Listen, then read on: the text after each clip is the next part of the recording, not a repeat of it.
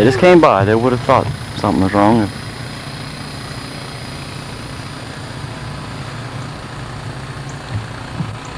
What a day outside. Let's stick on it. Who was that?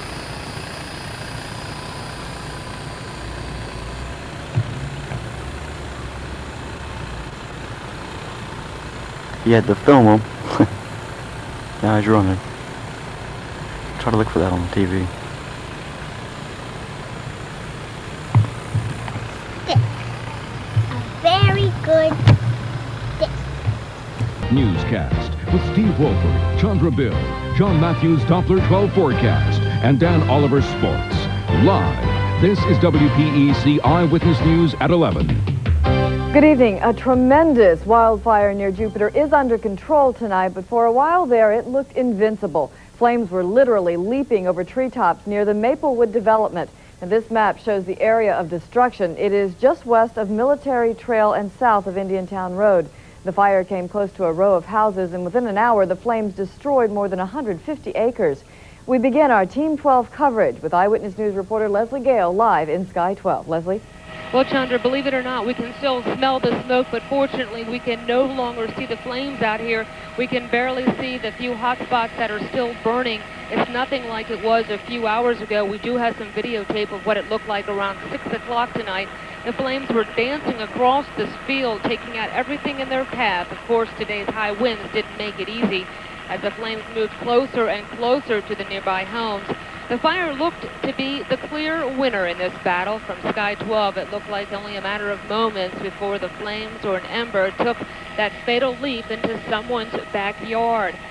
We get a lot of brush fires this time of year, but this was definitely a battle against time. And the homeowners realized from the very beginning that if they were going to win this battle, they were going to have to join in the fight. Everyone came together to try to save what they own. Greg Meyer included, one of our own news crews, having to grab a garden hose and help someone save their house. Greg Meyer is on the ground with Live I-12 and that report. Greg. Leslie, it was really an incredible situation when we arrived this afternoon around just after 6 o'clock. My photographer and I pulled up to this house right here because it seemed to be the home that was the closest to the flames. We could actually see them ripping through the sky about 50 feet in the air and not very far away. It was really incredible and a very eerie feeling. At around 5 o'clock this evening, residents here in the Maplewood development started to see a huge cloud of smoke and flames getting closer and closer. People were trying desperately to save their homes from a fire that grew and intensified in what felt like seconds.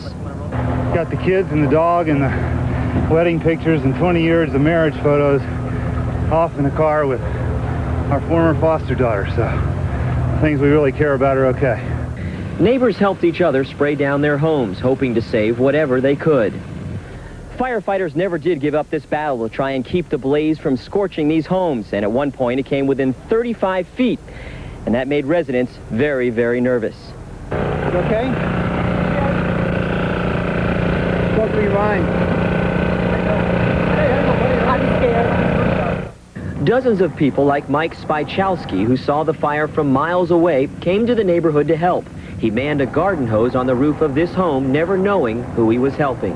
I was just riding my bicycle along and seeing that people needed help. And I'm a roofer, so I jumped up on the roof and started hosing down.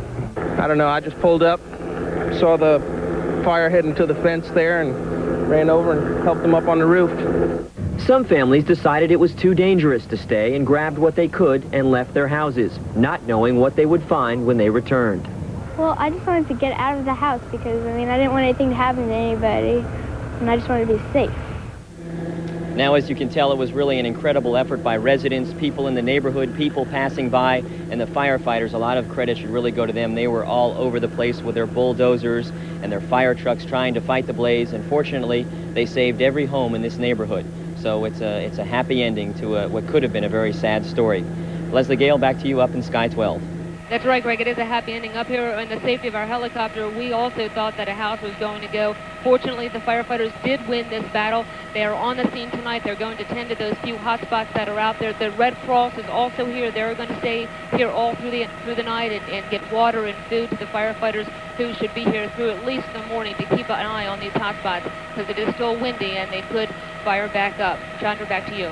Leslie, is there any word on how this brush fire started?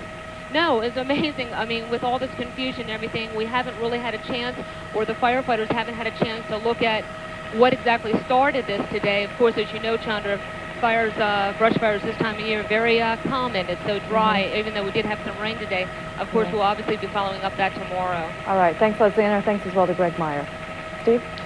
As Leslie mentioned, today's high winds and dry conditions made the 80-acre blaze stubborn for firefighters. They say this type of fire is impossible to put out with water. Instead, they start backfires and let the blaze burn in toward itself. But the winds made that process tricky. The wind today was swapping around from the southeast to the southwest. We had multiple heads springing up at the same time, and we just didn't have enough equipment, and it's a bad area, as you know. It's very thick out there, and it's just the fire was just outrunning the trucks. 18 Palm Beach County firefighters fought today's blaze. 3 suffered from smoke inhalation and fatigue. Also in the news, part of the Palm Beach Mall had to be evacuated this morning because of a gas leak. People were cleared out of the east section after a gas leak at Sbarro's Italian restaurant.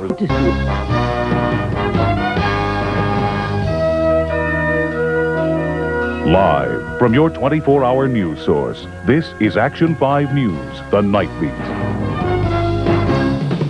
Good evening, everybody. I'm Jim Sack. And I'm Laurel Sauer. Thank you for joining us on the Night Beat. A stubborn brush fire in the Maplewood section of Jupiter is under control at this hour, and dozens of homeowners are safe following a tense afternoon and evening. Night Beat reporter Bill Alexander is in Jupiter now as he joins us with an update. Well, Jim, it was an on-again, off-again fire here in Jupiter, a fire that is out now, a fire that did a lot of destruction that was literally too close to home.